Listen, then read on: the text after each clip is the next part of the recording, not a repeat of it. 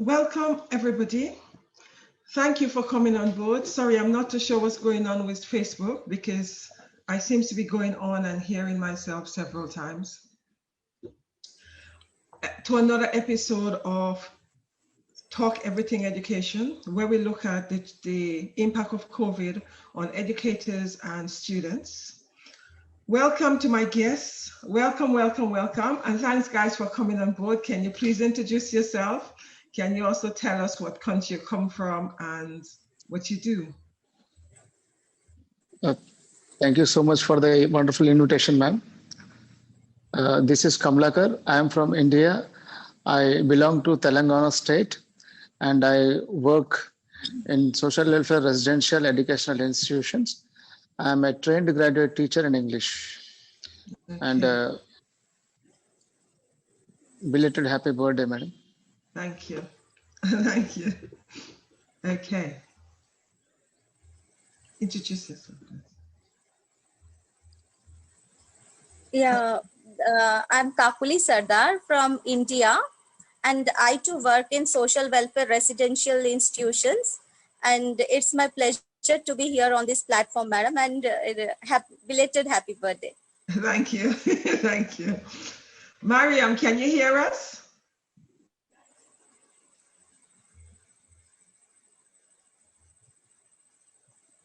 I think her audio still it is not connected. Okay.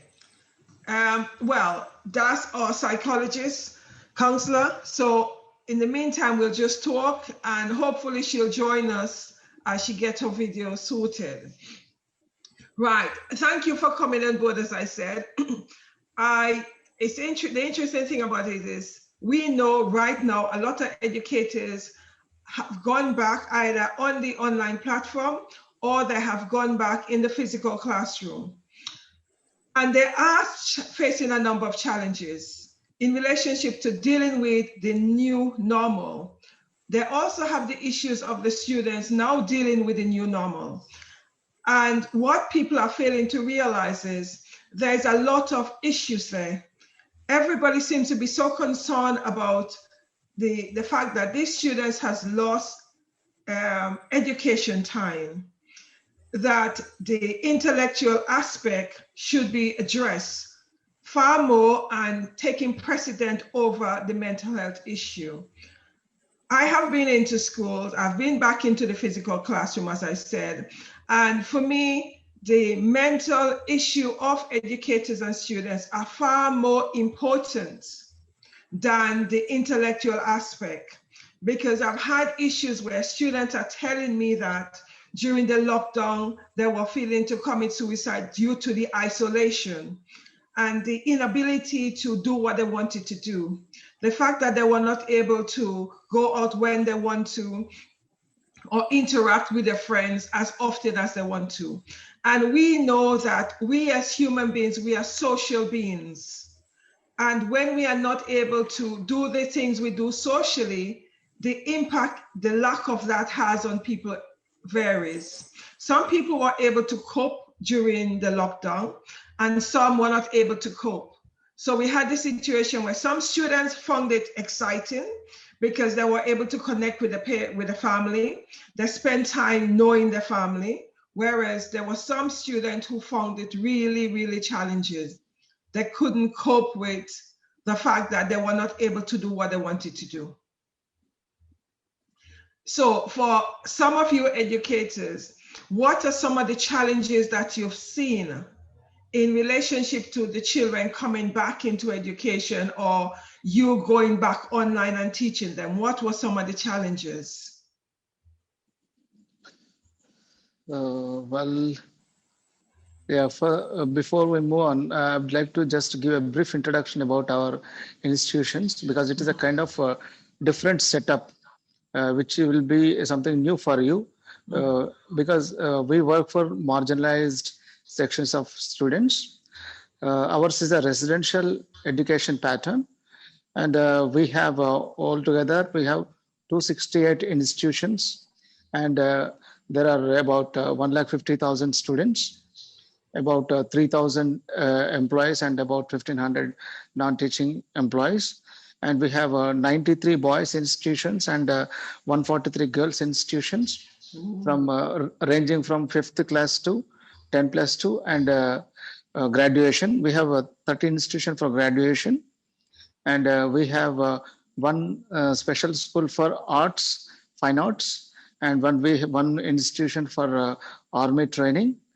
This is a kind of different setup education, and the problems which are faced by our students also little different from other students, because our students come from marginalized sections, and they face a lot of challenges as compared to other people.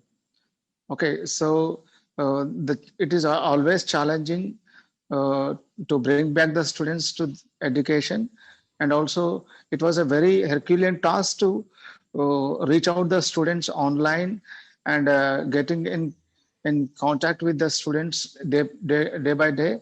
So it was like a very challenging task to face this lockdown situation.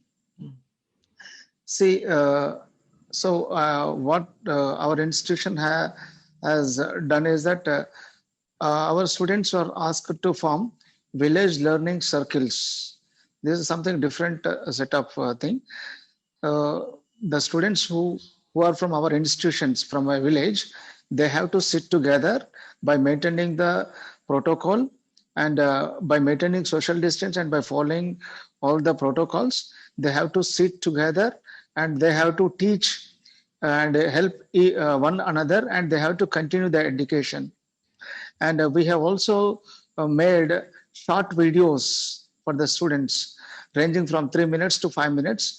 So say, for example, on one lesson, we prepare videos from 10 to 20 videos, depending upon the length of the lesson. So every day we used to send, and still we are sending the students. So basing on that, they follow the videos and they follow the lessons. So it was a kind of initiation. It was taken by our Honorable Secretary, sir. So this is how we could reach out the students, but it was not completely we could reach the students, because the biggest challenging we faced was students, as they come from very marginalized sections and they come from very poor background. They couldn't afford to have mobile phone or say smartphone. So we actually conducted Zoom sessions, and we have sent the videos through WhatsApp groups. But the biggest question we faced was, what if a student do not possess the electronic gadgets? This was a major challenge that we have faced. So it was the biggest challenging. And for example, if a student possesses a mobile or say electronic gadget, and another challenging is that they have no internet connectivity as they come from rural setup. So it was another big challenge. And it was so astonishing to see that a group of students, 3 students, were climbing up to a tree to reach the signal. Whoa. So it was given in, it was highlighted in the newspaper. Wow. So students they have the interest to study, and somehow they could get electronic gadgets. But the thing is that how they could reach out the internet, that was a major challenge. Okay. Yeah, and so are you guys online now, or you guys are in the physical classroom? Yeah, on the one hand, we are running online classes, and actually the students were invited last month itself to the institutions, but they did not turn up because they were scared of getting infected by COVID. Okay. But actually, my friend, you continue, madam. No, you continue. After that, I'll speak. Yeah, she in our institution, the students have joined, so she can she can explain in a better manner their experiences. Okay. Because one of my thing is, how were the students feeling in relationship to being taught online and having to come into the physical classroom. The interesting thing you said that, they had fear in coming to the physical classroom, so they didn't turn up. So this is also, suggesting to us that in terms of the virus, they're not too sure about the virus because they don't know a lot about the virus, because the fact is they were afraid to go into the physical classroom. So that begs a lot of questions as to how much do they know? How much do they believe? There's so many issues around that. Yeah. Okay. Kakula, can you enlighten us a little bit more? Yes, thank you, ma'am, for the opportunity. Actually, India is a country where we have two kind of society. Like one is urban society and one is rural society. So basically, the students which we are teaching, it is from the rural background, and the students generally they didn't turn up uh, in the initial stage, but now they are like turning back. The parents are being educated by us, and they are made aware that they are made aware. So students are turning now to the schools. They are in the in-person classroom now. So I interacted with the students and I asked were the challenges you were facing when you were at your home. So uh, they told that actually ours is residential pattern, madam. So in students generally they stay more than 10 months, they stay in the school itself, but this lockdown gave them the opportunity to go back their home and be with their parents. So they got the opportunity to stay with their parents and they were very happy about it because it is residential pattern. And generally the mental trauma thing, like the isolation thing, it didn't happen to them because the village background people, they are like a family. The whole village is like a family. They have many siblings, they spend time together, they have many pastime to spend. So the mental health of the rural students was not on stake. But on the other hand, the students, those who were from the urban background, they felt, they were feeling like isolated, and they had mental issues and physical isolation. They were facing many challenges. But when it comes to the rural background, they didn't face much challenge, but there was challenge regarding financial challenges, like they didn't have, their parents didn't have work for many days. They were they are poor. They due to that poverty, they couldn't afford the smartphones. So because of that, the education was not reaching to them. So that was the main challenge they were facing. I spoke to my students in the class. I asked them, did you really feel the classroom? But they told the genuine answer that not much, madam, because we were already with the students.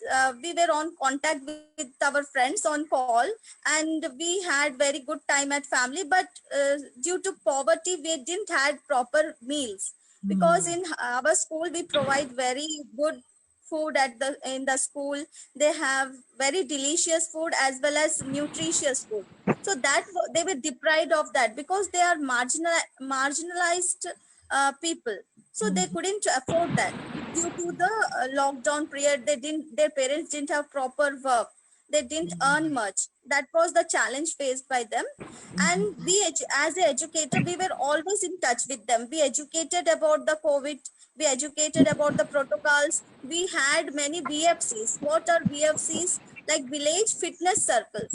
We educated them, yes, regarding the fitness of the student, that during this time you need to be fit, you need to be maintaining the social distance, you need to eat delicious food, and many other things. We were always in contact with the students, so they didn't feel any sort of isolation. This is the about the rural background.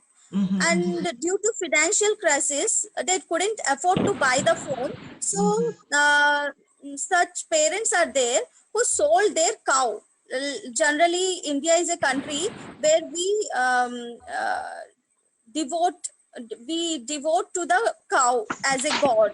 So they sold their cow to buy a mobile phone for their kids so that they can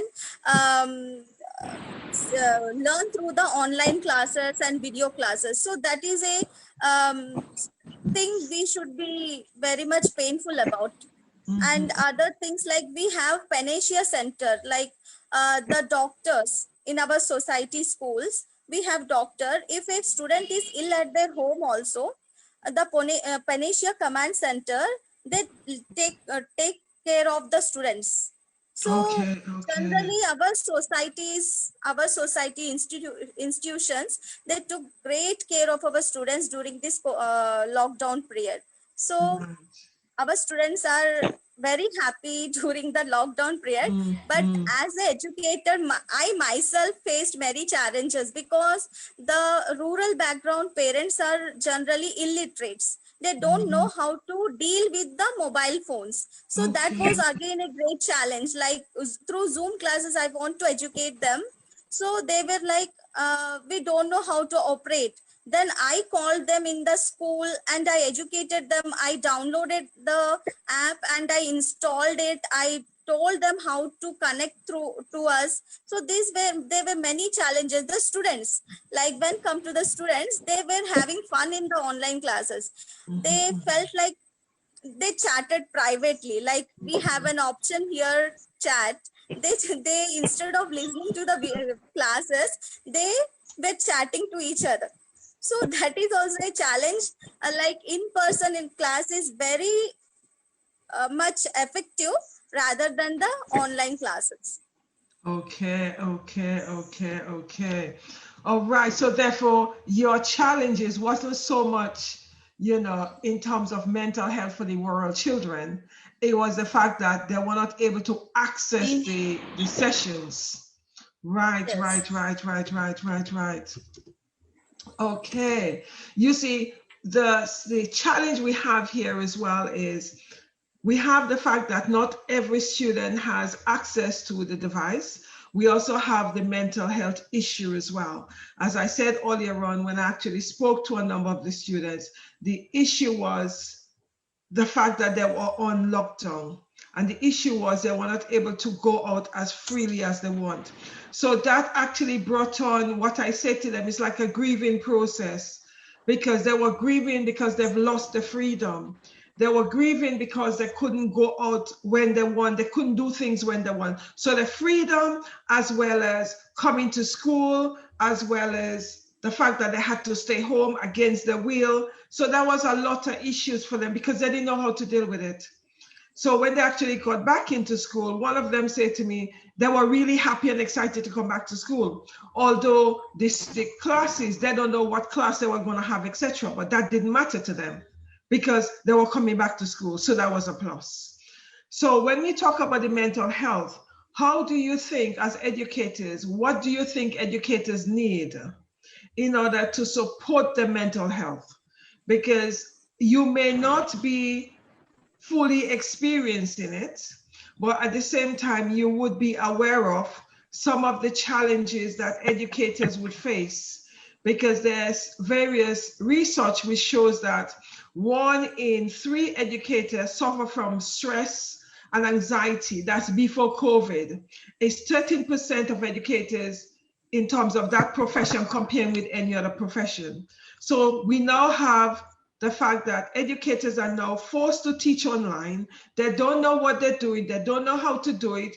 It's confusing. They're anxious about it. So what do you think they would need to support them in terms of to reduce their stress level and their anxiety? Mariam, are you able to hear us? No. Okay. Yes, I am. Yes, I am. Okay, so you're able to hear us. I got quite a little. Sorry? The breaking. I just got quite a little because of the breaking. Okay. I was not able, but I will grasp whatever it is that I've had. I'll be able to help that. Okay. Okay. Right. Okay. So what do we think educators would need in order to support them mentally and also to support their students mentally and emotionally? What do we think as educators, what would we need and what support can we try to access? Because we know the education institution haven't got enough resources to help us. Because as I said earlier on, I'm in an institution, there are 1,000 plus students with one counselor. So we know that we as educators would need to help the students. So how can we help them? What can we do? Yeah, can I? Go ahead. Yes, as an educator, first we should be educated first, Yes. like of the mental health.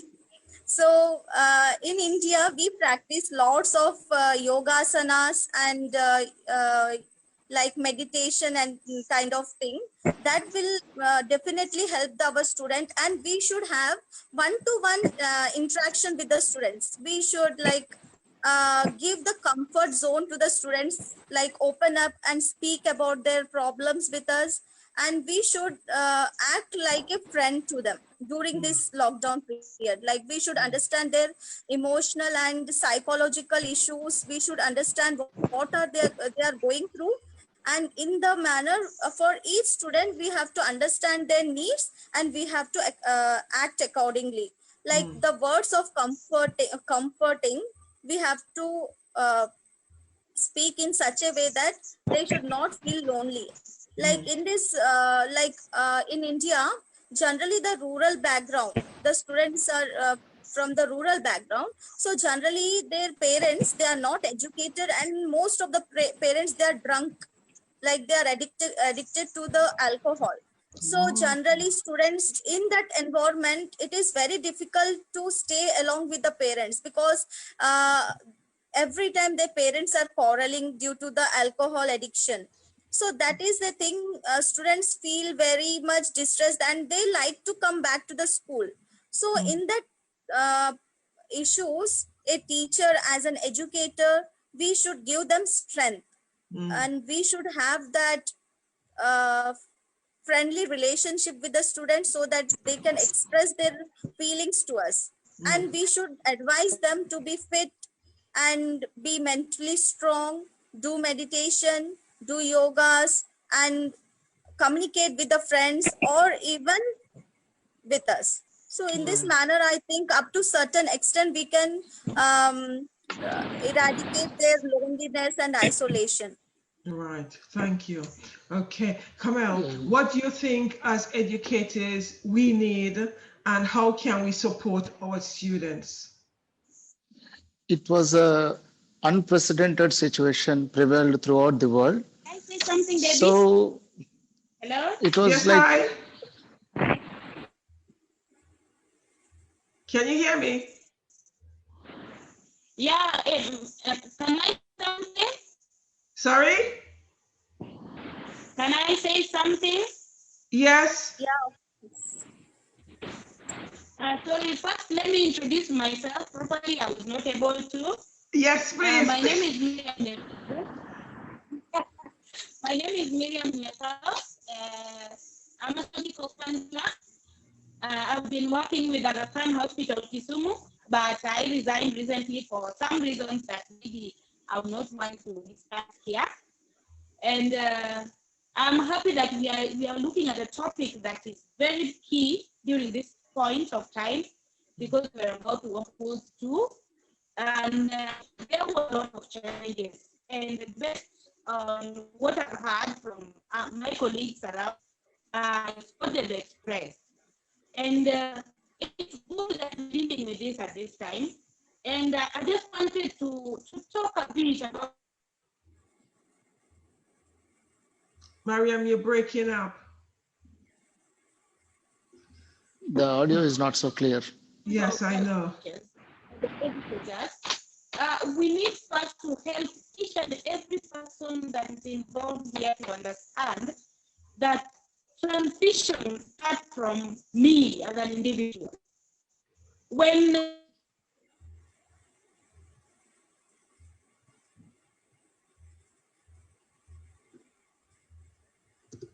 to help are no problem. When we say mobile phones were not working and the students maybe were having a challenge of loss of freedom and all that, and we are not looking at it as a challenge sometimes, and we're not looking at it as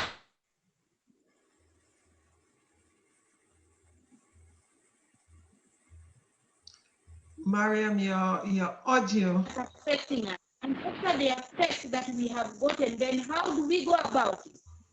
Going about it again, it needs individual understanding. They need to understand what level am I having? What are the major problems?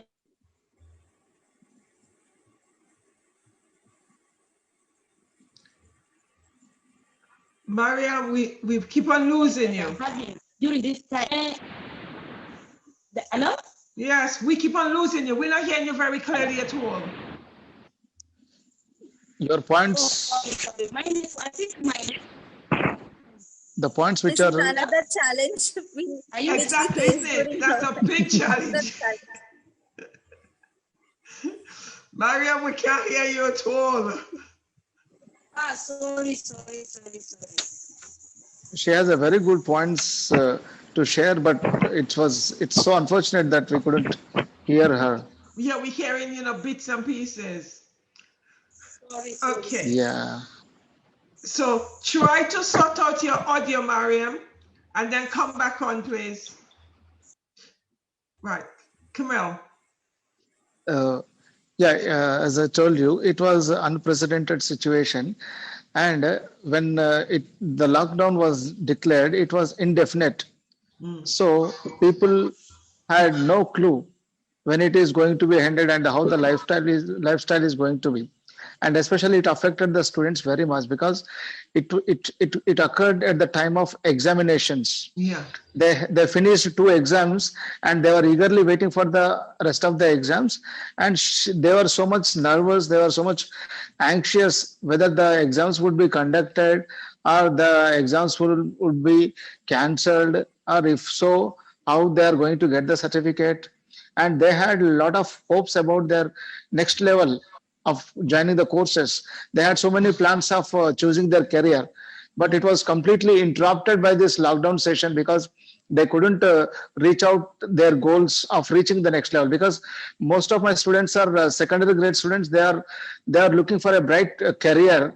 They are eagerly waiting for choosing a very good course, but because of lockdown period, they could not reach. Because most of the entry level exams also, they were postponed indefinitely, and nobody had no clue whether they would be conducted or not. So their career, the plan they had with their career, it was completely disrupted. And they were feeling so much tense situation. And another thing is that we have played a tremendous role as teachers. We had a system of calling every day. Our duty is to call the students every day and to find out their health issues.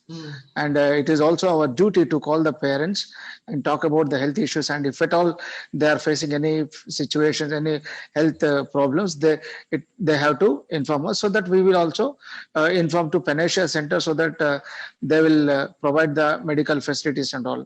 Okay. So we were every day we were calling, and we were finding out about their health, and we could do this. And also we made them strong mentally by giving counselings in regular intervals, okay, about what the situation is going to be. And we tried our level best to encourage them and to bring out them to the studies. So I can say more than 50% we were successful in bringing back the students into studies, though they had no electronic gadgets. And also still we could reach out the parents, and the parents also affected much, because the children, they couldn't obey the parents, because they, on the name of attending the classes. Some students, they misuse the opportunity. They played video games and other online games. So kind of it was kind of misusing. And as the parents were illiterates, they could not find out what was going on. So the parents became tense, and they used to call us, and we used to talk to the students, and so it was like that. It was a very big challenge to reach out the students, and the parents also, they faced so much tense situation because they had no clue how to deal with the situation. And also students also, they were keep on calling the teachers and asking the situations, but nobody had the clue, so we couldn't help out about the situation. But whatever we could do in guiding them and counseling them, we have done our level best on medical issues, and all the we helped them for the next level of courses. And so it was a kind of a very challenging situation to deal with the students, and it was keep on encourage them, motivate them. Okay, so it was a kind of a counseling we had to do. We had to give to the students on regular intervals to bring them onto the studies, and also to continue their studies without any interruption. So this was a kind of situation prevailed during lockdown period. And now we are feeling happy that the students started coming to the institutions. Okay. They started, and even they want to come also, they had the fear of coming to the institution because they might be affected by the virus. So that is the main challenge. So the institutions are open to the students. Everything is ready. The teachers are working. Everything is provided. The food is ready. Everything is prepared. But the thing is that students are scared to come, right, because and also the parents are not so courageous enough to send the children to the institutions, because in this point of situation they are preferring health rather than the education. So what they were thinking is that, okay, if they don't go to the institution, they may lose 1 year. But if we send them, if they are affected by corona, so what would be the situation? So the parents are like they had so much fear, they were so much anxious and all these situations.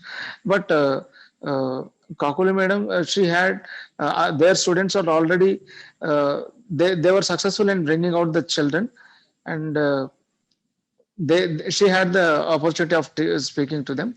But we got very few students. But one thing I could see, that as soon as they entered into the campus, they came to us, they met us, and after that they were roaming here and there. It was the same campus, okay, but they had that excitement of missing the campus. So they were continuously roaming here and there, and they are cherishing their memories and all. So this is a kind of happiness I could see from the students who have turned up into the institutions. Yeah. So that was my experience.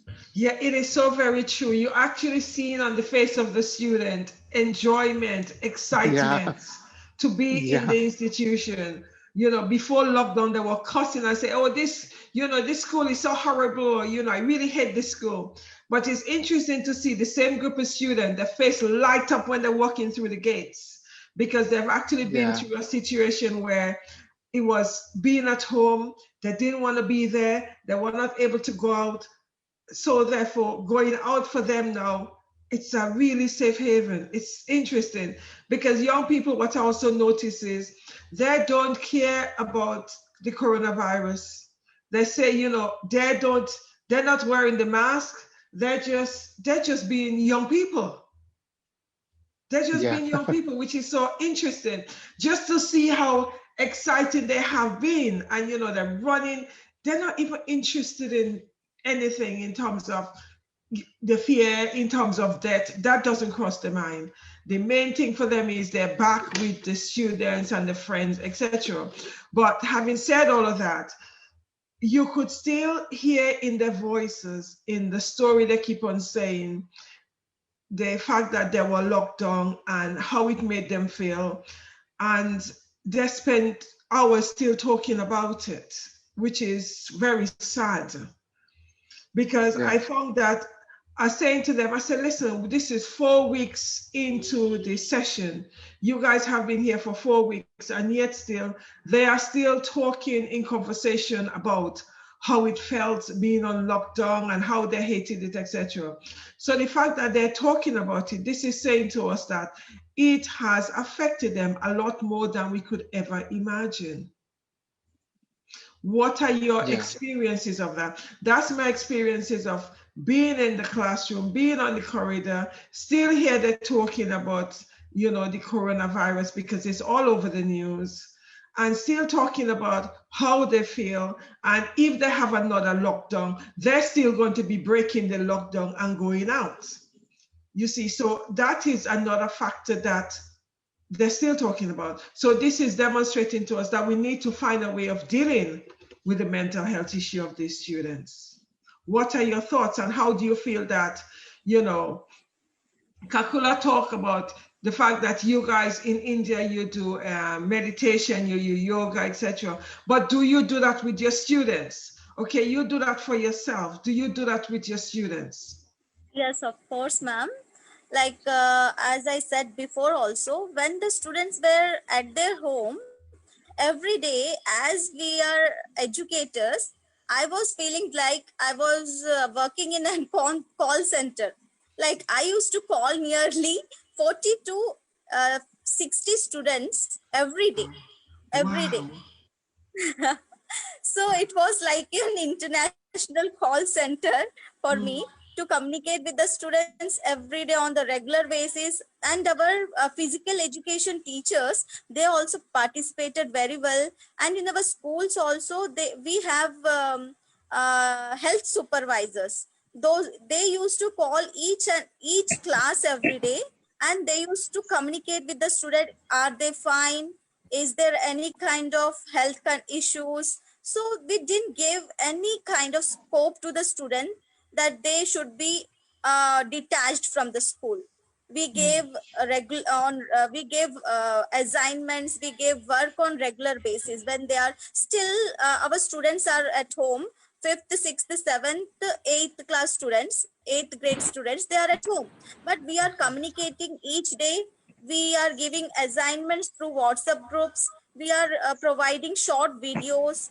In this manner, we are engaging them in all lots of work so that they are not finding any time to feel lonely. So we are asking them to communicate with their friends.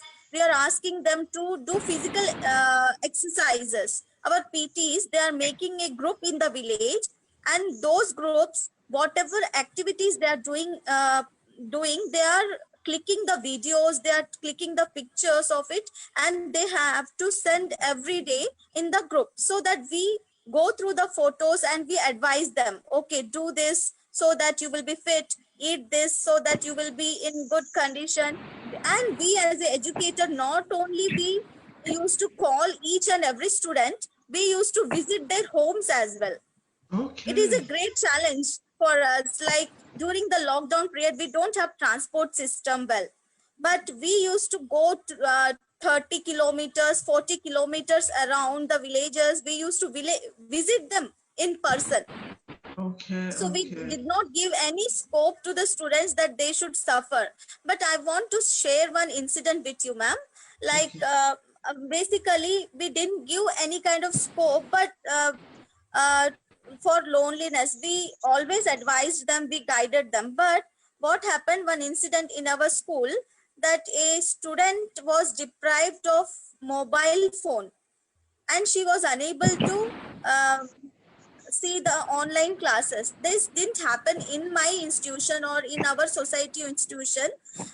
It happened in our state, in some other school, that a student was unable to watch the online classes, and she was feeling that she was lagging behind, and because of that she committed suicide. So this is a very painful incident. Yes, it is very painful incident because of poverty. The students are unable to get the education. So in India, generally the rural background are very marginalized. The caste system plays a very prominent role here. So because of that, financial problem has been a prominent issue here, rather than mental health or any kind of isolation. Because in rural background, people has a big family, they don't get any kind of loneliness, and we as educators, we always engaged the students. But uh, even So though sorry to we were interrupt you, calling, madam. yes sir, Committing that girl suicide is also part of mental health issue. Yeah, yeah, yeah. yeah, Continue. Go but on. more than mental health, it is financial health. Now first, financial problem arise due to that she suffered in such a Mental, way yeah, that yeah. yes, she committed suicide. So first, we need money here, Mm, so that the student should get the smartphone. But again, there is a challenge. Like when the students are given the phone, as sir said earlier, that students are misusing it. Like instead of studies, they are addicted to the online games, they are addicted to the WhatsApp groups, they are addicted to the Facebook. So again, that is a mis appropriation of the thing, like they are not utilizing it properly. So yes, up to a certain extent we guided them, but every time we cannot guide them. We advised them on their physical education, we guided them towards the education. What in whatever manner we were capable of, we did our best. Now we are bringing back our students. They are not even interested, the parents are not interested to send them to the schools, but we are encouraging them, because the physical health of the students are deteriorating because due to the malnutrition. We send our right. students, yes, malnutrition. So we, in our school, we have very good facilities, like our delicious foods is there. Every day the health supervisor, we have one health supervisor, so she looks Okay. after the height, weight, blood, hemoglobin level of the students. Everything is checked when the student come to the school. But when they are getting back to the school, we are not finding them in a good health. They are very lean. They become very dark. They forgot everything. So Okay, this happens okay, because they are from very poor background. So okay. that is the thing. Our PT, physical education teachers are guiding them, like they are making them to do different kind of exercises, and the same thing has been is posted to us that they are doing it, because our secretary sir is very much strict about regarding all these things. He takes Right, every student as an valuable asset. So we have to look after each and every student very carefully. Anything happens to them is our responsibility. So we are doing our best as an educator. Not only physically, we are guiding them mentally as well. right. Thank you. Thank you. That's interesting because, you know, in terms of the whole emphasis on mental health, you guys have the malnutrition going on there because of the lack of nutritious food when the students actually go home. That's interesting. Mariam, can you hear us? Yes, I can. Are you able to hear me too? Yes, we're hearing you better now. Okay. Yes. In terms of educators and in terms of students, how do you feel that my educators on the panel could actually help the students a lot more? They actually give, I'm not too sure what you've heard, but could actually do meditation with them, exercise with them, Yoga. yoga. Yes, those are things that these educators are actually doing with their students. How else Well, you yes, feel that we I'm worried. could? Sorry. Are you able to hear me? Yes, I'm hearing you now. We're hearing you now. Yes. What I'm saying is our educators are really done. Especially we have a problem because they are doing too much to the kids and to.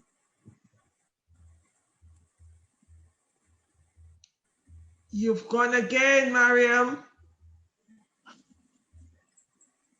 Hello. people, in my way, we would be helping them understand that they need health issues first.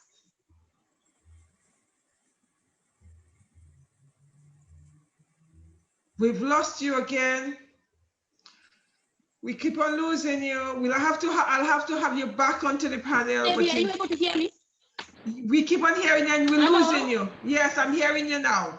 Stay right where you are and talk now. I can hear you now. It's just the breakups. It's just an internet, the internet connection that is giving.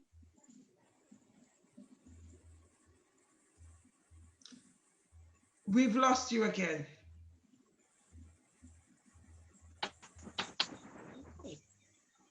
Are you there, Mariam? I'm there, but I keep on breaking, so I don't know how I can help. I don't know whether I can send a text or what can I do to help. We can have, you're talking and you keep on breaking up. I'm not too sure if it's the situation in terms of the device you have or the place you're sitting or the fact that coming from the continent is quite challenging. I don't know. Can you hear us? Just the internet. I am able to hear from your side. I'm able to hear from your side, but I think I have internet breakup, yeah? Yeah, it keep on breaking each time. Yes. Might be the signal problem. Yeah, it sounds like a signal problem. Yeah. Okay, Mariam, can you hear us? Can you give 3 tips as to what educators could do in order to support the students? Can you hear that? Yes. We are very eager to hear from you. I know we are, because she's a psychologist and a counselor. Okay, can you hear us now?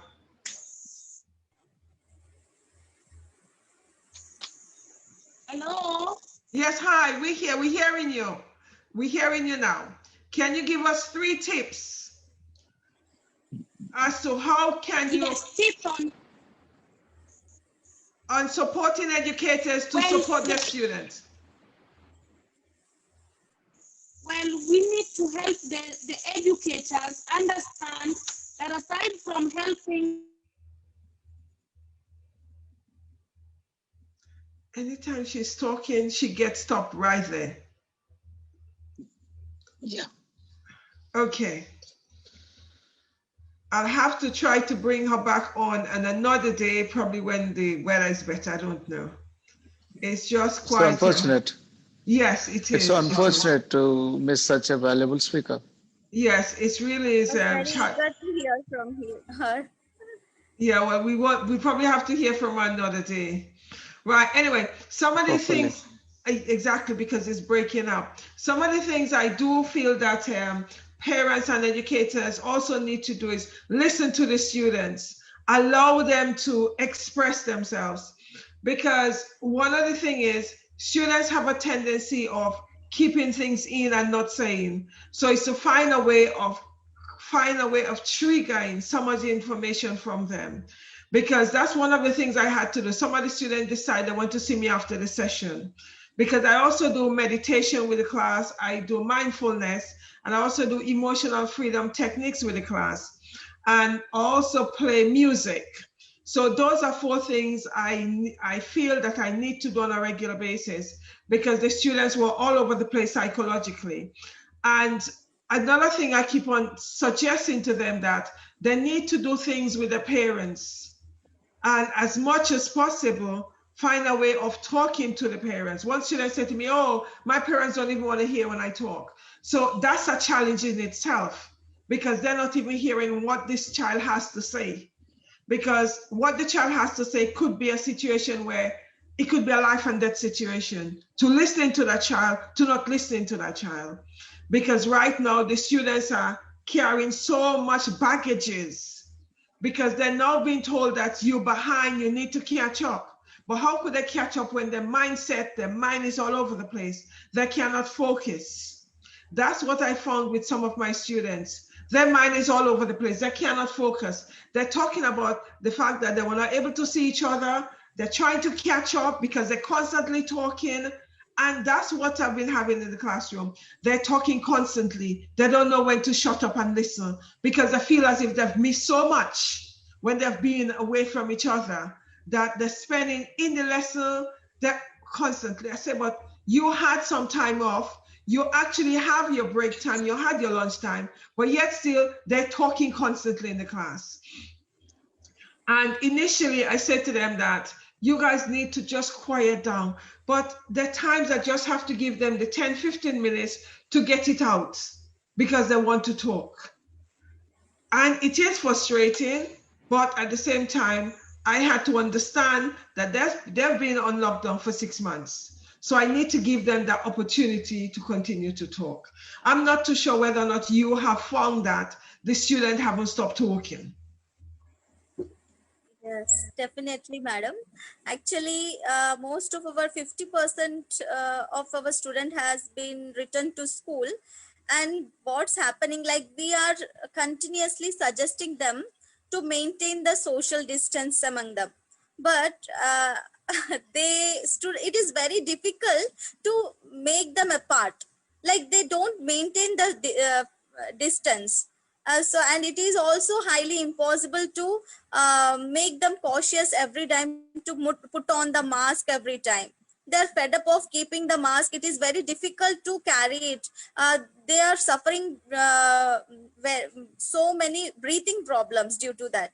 So that is also a great challenge, because if one single, as it is a residential pattern, that students are always in the school premises. They don't leave the school premises. They stay with us and we teachers. Just now I have done my Sunday duty also. I got my duty. I came running back at nearly half an hour ago to attend this class, Okay. Zoom meeting.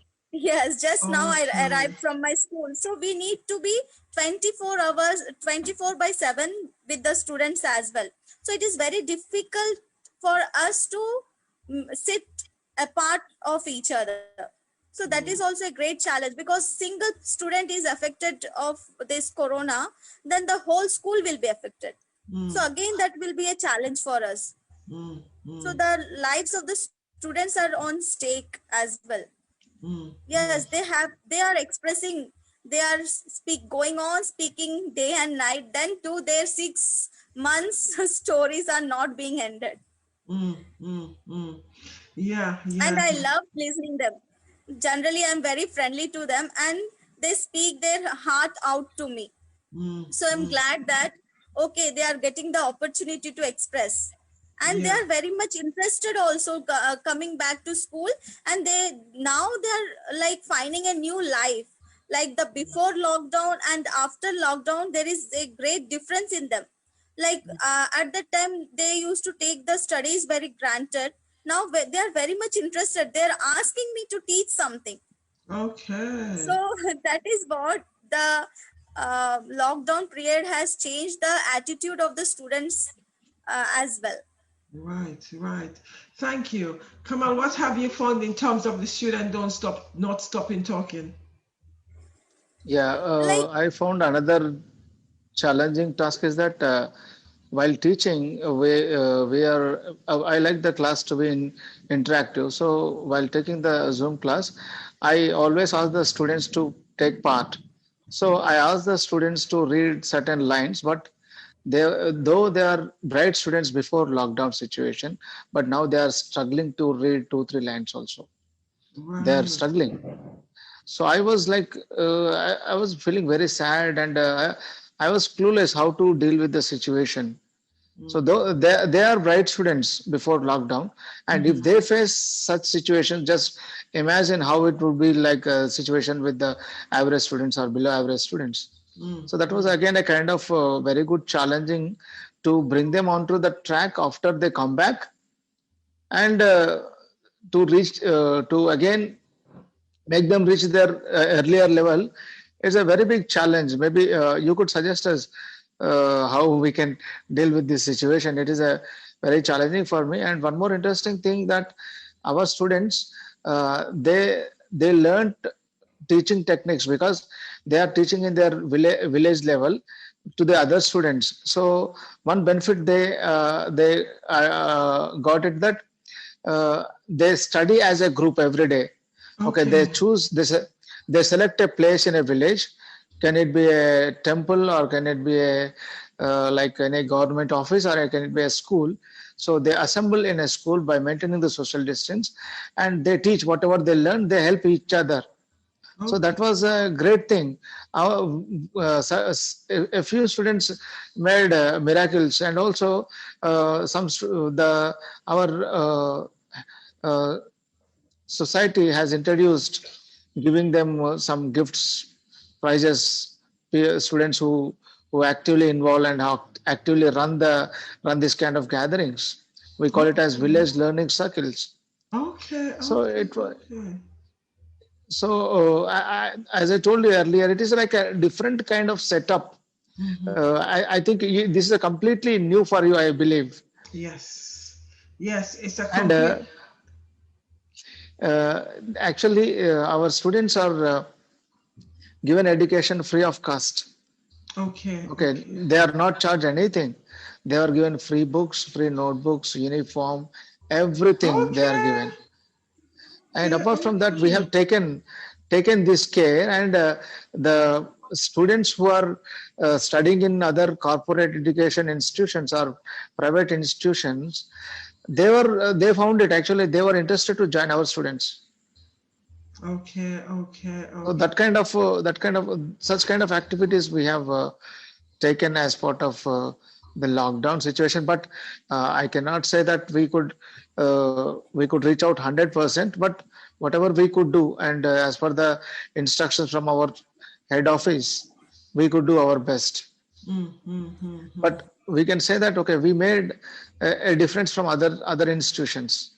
Right. Though they are, and the interesting fact is that all these most of these children are first generation education students. Okay. That's interesting. So the parents are illiterates. Right. Okay. So they don't even know what is a parents meeting. They are least bothered, as they are not educated. Right. So therefore, education is not a priority for them. We are the loco parents of 40 students. It's class of ours consists of 40 students, and we are their loco parents. Like each and every student, we have to act as their parent. We have to visit their home. We have to take care of well-being. All the responsibilities which a parent take care of at their home, the same responsibilities we are taking care of 40 students in a class. Right. Yeah, we are called house parents. Okay. We are given one house, and we are called house parents, and our own children are called biological children. Okay. That's interesting. So which means that as an educator, you're on duty 24/7. Yes. So how do you actually take care of your mental health? Is it through meditation and yoga, as you said, and do you go out for walks? Because being with the children 24/7, that's quite heavy. Yeah, but the duties are actually shuffled. Okay, you are given the duty. Okay, one shift somebody, the other shift somebody. So we are made into groups, and like that we continue our duty. Okay. But for the well-being of 40 students, you are. But the well-being of 40 students, we are responsible for 24/7. Okay. Even though we come back home, we receive the calls, like what is going on. We receive the calls from the parents. Even in the midnight, we have to lift their calls, and we have to respond to that. Whoa. So which means that you really, self-care must be one of your top priority, because you need to ensure that you take care of self constantly. So every day you need to do something that enable you to take care of yourself, whether or not it's your yoga practice that you do on a twice a day or daily basis, or your meditation. So every day you need to be doing something that will actually take care of yourself. So which means for you, self-care is the most important thing for you. Actually, I want to share my personal experience. I'm not sure that the students of my school has faced any kind of isolation or any kind of mental trauma, but I myself faced it. Being an Right. educator, I myself faced it during this 6 months of lockdown period. Even though I was working from home, I was still lonely. I was still lonely. I was missing my students. I requested them on the Zoom class, like, please come back to school. Otherwise, my mental health is going worse. Yeah. Right. Actually, I was feeling very lonely. I was feeling isolated. And one day I was too much frustrated that I want to, like, I didn't find any meaning in my life, like what I'm doing, why am I'm surviving, I'm unable to go even outside. I want to purchase many things which I cannot go outside. I cannot take my own care. I cannot go to the parlor. I cannot go anywhere. So it was like very difficult for me. At that time I started reading books as well, and I found that no book is comforting me. No book is Right. comforting. Yes, I was 24 in 24 hours. I used to see the mobile phone 12 hours a day. I used to complete 2, 3 movies a day, and still I used to work for the school. Then too, I was finding that I was very lonely. I was very much isolated, and I used to see the book reviews on YouTube. And finally, I got a book in that was a book about man's search for meaning. I don't know if you have ever Yeah. Yeah. heard this book. Yeah. I've read It it. is Yeah. about the Hitler. It is Yeah. about the Hitler camp. Yeah. And after Yeah. reading that, I found that the way the Nazis used to deal with the Jewish people at that time, they were in the concentration camp, and how they faced the same thing in the lockdown. I felt so. Right. Right. So Okay. yeah, so Okay. that was That's a, being an that's educator, I am feeling so. So the students, how they would have been feeling, I can realize that, madam. I can relate myself to them. Thank you for sharing that, because that's, that's a personal issue and you felt okay to share it. Thank you for sharing it. Yes. So as much as, people are tending to forget that we as educators, we are also human beings, and we go through Yes, all those challenges that our students go through, sometimes even more so, because we are there for our students. But the question is, who are there for you as an educator?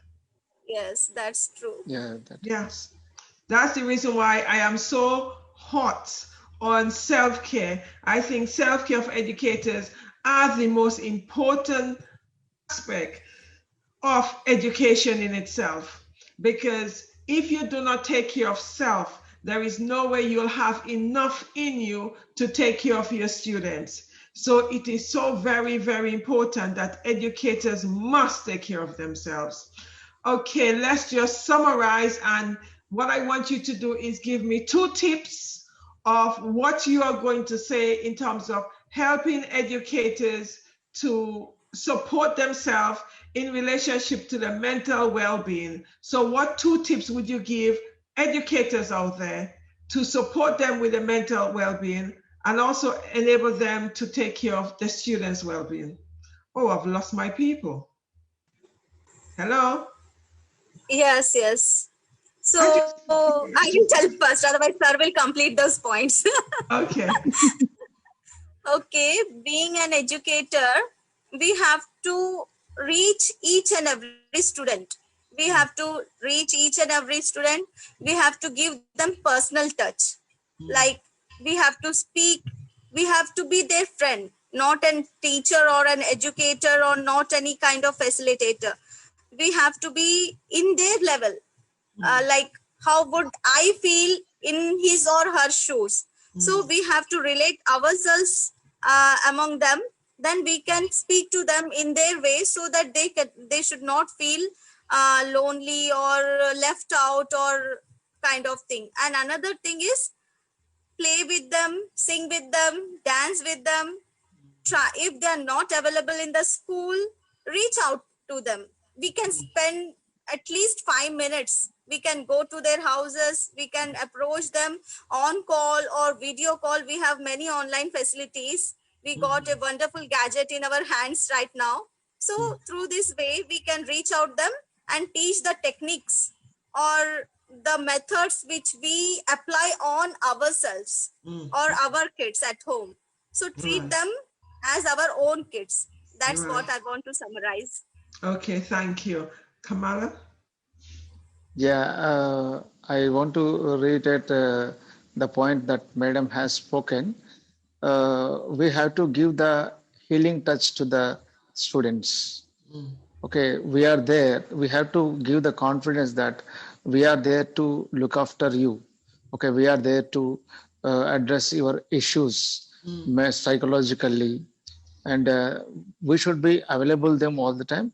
It is actually the main important thing is that we have to maintain a very good rapport and good communication system to look after, because the parents are uneducated and they completely rely on the teachers. So here the teacher has to play so much important role, a pivotal role in taking care of the children or the students, because we know the attitude. So if we can make them mentally strong, okay, and apart from doing yoga or meditation and all, and this is most important thing, that we have to maintain a very good rapport or very good communication system, so that that loneliness or that bereavement will go away from the students, and they feel strong enough. And also we had to motivate the parents also to play the role, because we are not available in homes. So we requested them to play, and they also supported us, cooperated with us. So it is not that only educators, it is like it is completely the parents, the educators, okay, the elders, whoever it is. We have to play a very good role to make them strong psychologically, and we have to always look after their mental health, because it was a very challenging time that they had so much time. What they could do with these 24 hours.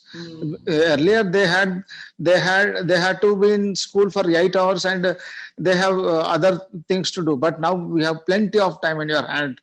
So they're completely confused what they could do with this time. So we have to make them engaged with very, very different activities, okay, educationally, and also we had the plan of creating some entertainment activities to the students as well. Okay, they can they as the leaders can conduct such activities. Okay, our secretary sir has encouraged us. He spoke to us personally, because English teachers play a very good important role. So we can play very good games like vocabulary games or anything of that sort to keep them engaged. So the thing is that now they have so much time to, so we have to make them utilize. We have to give them such jobs that they cannot feel the loneliness. And we should always keep in touch, and we should maintain very good rapport and communication system. Not only just the students, also the parents.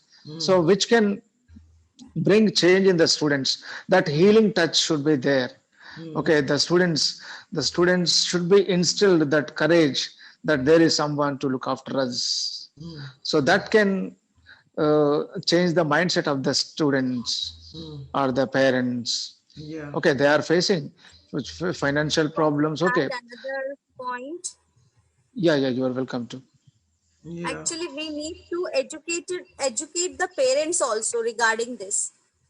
Like they are spending most of the time with the students, so we need to speak personally with the parents. We have to suggest the emotional and psychological needs and issues of the students to the parents, so that they should understand the needs of the students, of their children. Yeah. So in this manner, we have to educate the parents as well. Yeah. So this challenging time can be overcome. Yeah. That is very, very true. Thank you very much. One of the things, sorry, you want to say something, Kamal? Yeah. As educators play a crucial role, or we can call directly teachers, as the vaccine was invented in Russia. We were very happy to hear from Vladimir Putin that he is going to give the vaccine to the teachers first. So that was a very great privilege for the very great privilege and honor to the teachers. And I just want to share one personal experience that I went to visit my students, and I found one fourth standard guy. He was drawing something on the sand. He didn't know that it is a sand art. It was so amazing. So we had the opportunity to see them, to see their talents, but how to bring them and how to encourage them and how to get back to them onto the studies is again, yeah. But we have been striving to do our job. Yeah, yeah, yeah. So The power of educators. That's why I say we need to look after ourselves first before we could actually be able to yes, look after students. And one of the things I constantly say to educators, you need to encourage the student to share their feelings. Only then could we able to help them as much as we can. Because when students do not share the feelings, it means that that feelings remain inside, then manifest itself into mental health issues. So those are the things that as educators, we constantly have to remember and remind our students and encourage our students to share their feelings. And we need to make sure that we have a safe space to enable them to do that without feeling any anxiety in doing that. And without feeling that when they share the feelings that it would be taken or told to someone else. So we need to always ensure that the students have a safe space, because that is so very important. Thank you very much to my guests for coming on board. It is such a pity that we were not able to hear from the psychologist, the counselor, due to the internet being very interruptive. That clearly demonstrating again some of the challenges that we face doing teaching and talk online, because there's so many issues with the internet. As you guys saw earlier on when I was talking, as if I had two platforms talking. So those are the challenges, and we would continue to face those challenges. And I guess that those challenges would also be rectified as we continue to face it, which means this technology, people are saying, okay, there are challenges we need to be identified and rectified. Right, thank you very much, Facebook, my audience, for coming on, sorry, for coming on and sharing listening to us, etc. I do urge you to put your questions in the comment line so that we could answer your questions.